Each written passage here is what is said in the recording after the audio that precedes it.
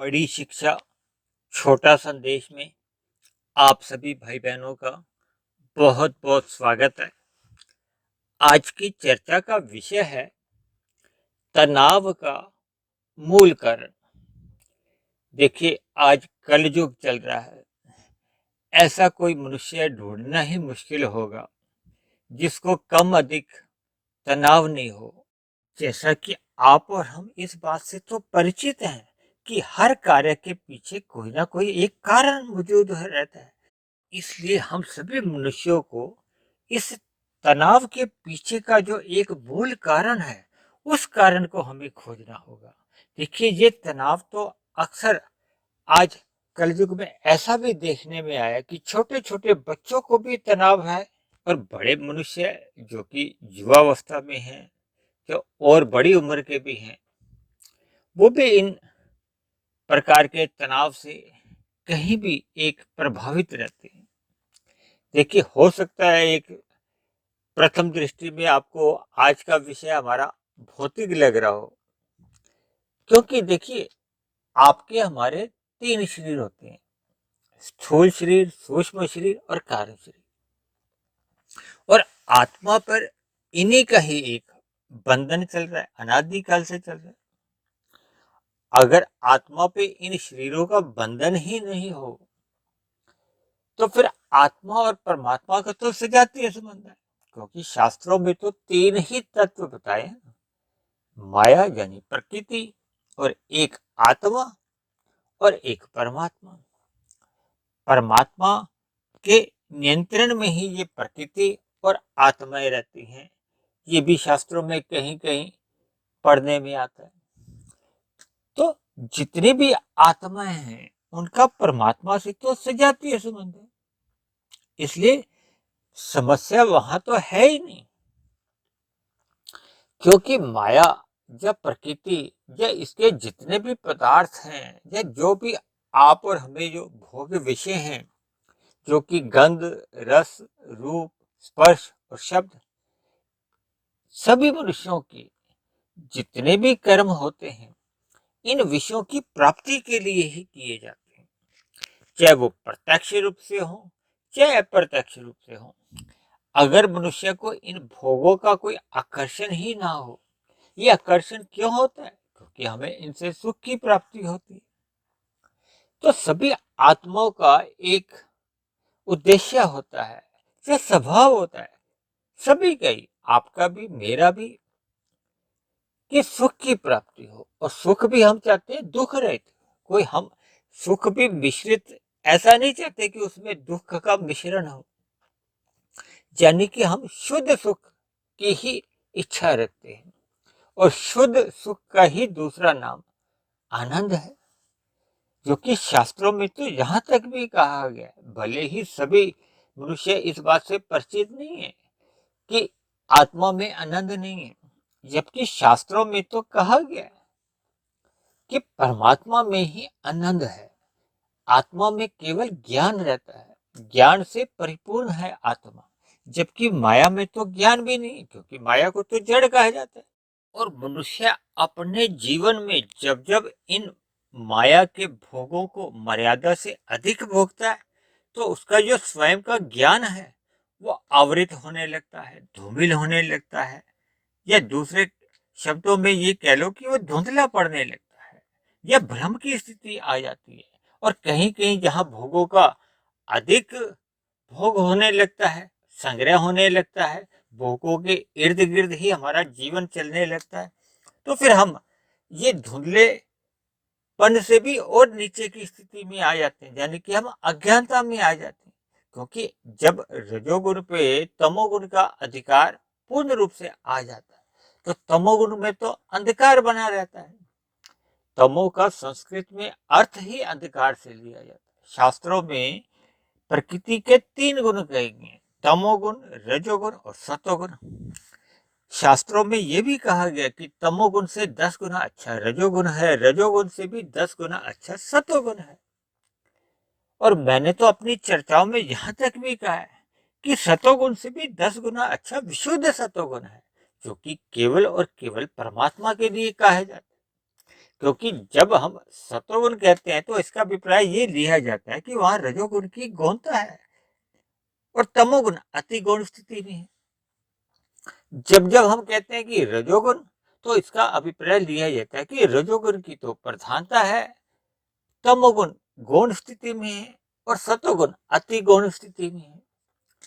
इसी तरह जब जब कहा जाता है कि तमोगुण, तो इसका अभिप्राय होता है कि तमोगुण की प्रधानता है, रजोगुण की गौण स्थिति है और सतोगुण की अति गौण स्थिति है। यानी कि कुल मिलाकर हम इस निष्कर्ष पर भी पहुंच सकते हैं कि रजोगुण हो या तमोगुण हो, दोनों ही स्थितियों में सतोगुण अति गौण की स्थिति में बना रहता है और सतोगुण को ज्ञान की स्थिति कहा जाता है। और जैसा कि अभी हमने बताया ही है कि सभी आत्माएं स्वभाव से ही ज्ञानवान है और जब तक कोई भी मनुष्य है, जब तक अपने मूल स्वभाव में नहीं रहता, तो फिर वो दुखी ही रहता है। यानी कि उसके जीवन में तनाव बना ही रहता है, यानी कि उसके जीवन में दुखों की प्रधानता बनी ही रहती है। जब जब हम ज्ञान की स्थिति में नहीं रहते, यानी कि हमारा ज्ञान धुंधला हो जाता है, यानी कि हम रजोगुण की स्थिति में रहते हैं और रजोगुण की स्थिति से जब हम तमोगुण की स्थिति में आ जाते हैं, तो फिर हमारा ज्ञान बिल्कुल ही धूमिल हो जाता है, यानी कि अज्ञानता की स्थिति आ जाती है, यानी कि हम अपने मूल स्वभाव से बिल्कुल ही नीचे गिर जाते हैं।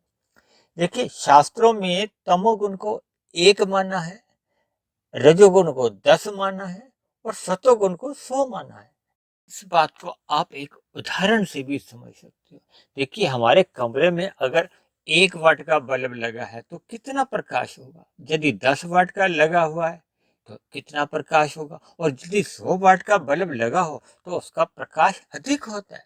यानी कि जब जब मनुष्य सतोगुण की स्थिति में अपने आप को स्थित रखता है तो उसका ज्ञान पूर्ण रूप से रहता है, यानी कि वो अपनी मूल स्थिति में रहता है। और मूल स्थिति में जब मनुष्य रहता है, यानी कि ज्ञान की स्थिति में रहता है, तो ऐसे में फिर वो माया रूपी जो जड़ पदार्थ है, जो कि स्वभाव से ही तामसी हैं। देखिए, प्रकृति में जितने भी पदार्थ हैं वो भोग विषय हैं, वो सभी के सभी तामस कहे गए। तामस का मतलब ही ये, जैसे कि अभी हमने कहा ना, 1 वाट का बल्ब, जबकि मनुष्य की स्वयं की स्थिति तो 100 वाट के बल्ब के समान है। और परमात्मा तो देखिए विशुद्ध सतोगुण की स्थिति में, यानी कि उसको अगर हम और 10 गुना आगे मान लें तो वो हम 1000 के अंक से उसको परिभाषित कर सकते हैं। तो ऐसी स्थिति में जब जब हम इन विषय भोगों को ही अपना मुख्य लक्ष्य मान लेते हैं और इन्हीं के लिए ही हम क्रियाएं करते हैं। देखिए, मनुष्य अगर इन पदार्थों की प्राप्ति के लिए धर्मानुसार आचरण भी करता है, यानी कि अन्य जीवों के साथ छल कपट ठगी हेरा फेरी नहीं करता, तब भी ऐसी स्थिति में वो रजोगुण में अपने आप को स्थित करता है, यानी कि 100 से नीचे की स्थिति में आ जाता है। और जब जब मनुष्य इन भोगों के लिए अन्य जीवों के साथ छल कपट ठगी हेरा फेरी जैसी गलत प्रवृत्तियों में आ जाता है, तो फिर वो तमोगुण की स्थिति में आ जाता है, यानी कि एक की स्थिति में आ जाता है।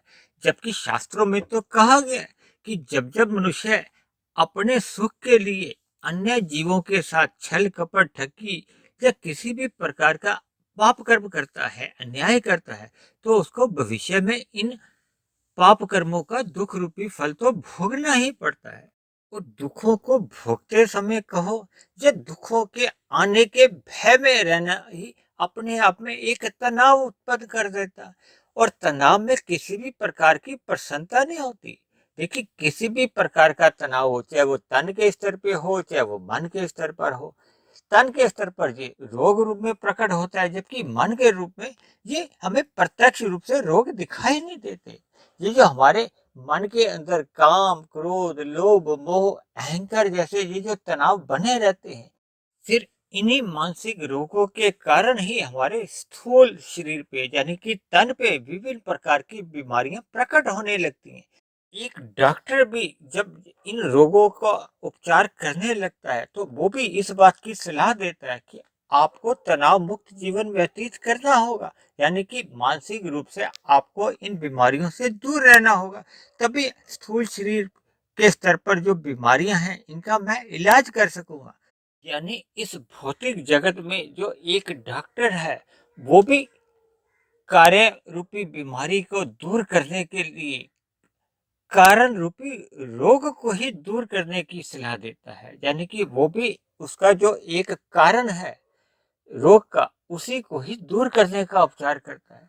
जबकि हमारे शास्त्र और भी अधिक गहरे तल पर कारण को खोजते हैं, क्योंकि हमारे जितने भी तनाव का जो एक मूल कारण है वो हमारे एक भोग विषय हैं। जिन भोग विषयों की प्राप्ति के लिए ही मनुष्य आरंभ में तो प्रयत्न करता है, और आरंभ में जब जब उसको इस भोगों की प्राप्ति में सफलता मिल जाती है, फिर वो इन भोगों को भोगने में इतना प्रमाद में आ जाता है, फिर वो इन पदार्थों का संग्रह में लग जाता है, और संग्रह के दौड़ में ही वो 2 के 4, 4 के 40, 40 के 4000, लाख, करोड़ों की खेल में कब अपने आप को व्यस्त कर लेता है, उसको स्वयं को भी पता नहीं चलता।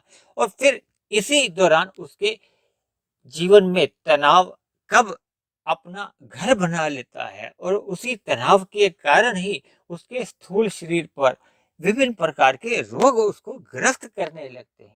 जबकि दूसरी ओर हम सभी मनुष्य एक निश्चित आयु लेकर आए हैं। देखिए, जब जब मनुष्य भोग के लिए कर्म करता है या योग के लिए साधना करता है, दोनों ही स्थितियों में हम सभी मनुष्यों का जीवन छोटा होता जाता है। यानी कि हमारे जीवन की सांसें घटती जाती हैं, यानी कि हम अपनी मौत के निकट आते जाते हैं।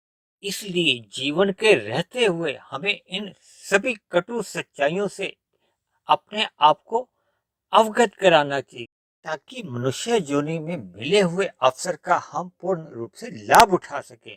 क्योंकि मूल कारण को हटाए बिना कार्य तो अपना खेल दिखाता ही रहेगा। इन्हीं बातों से शिक्षा लेते हुए आज की चर्चा को अब हम यहीं विश्राम देते हैं। आप किसी भाई बहन का कोई प्रश्न हो, कोई मेरी कही गई बात आपको समझ में नहीं आई हो, या मेरी कही गई बात आपको तर्क संगत नहीं लगती हो, तो आप नीचे दिए कमेंट्स बॉक्स पर जाकर आप अपने प्रश्न या आपका कोई सुझाव या आपकी कोई आपत्ति हो तो आप उसको भी लिख सकते हैं।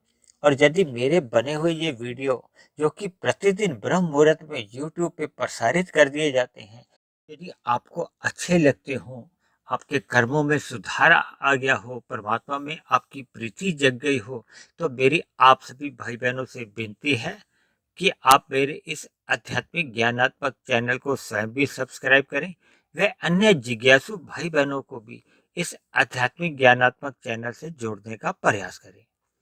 इन्हीं शब्दों के साथ आज की चर्चा को अब हम यहीं विश्राम देते हैं। कल फिर मिलते हैं एक नए विषय को लेकर, एक नए संदेश के साथ। तब तक आप सभी भाई बहनों का बहुत बहुत धन्यवाद।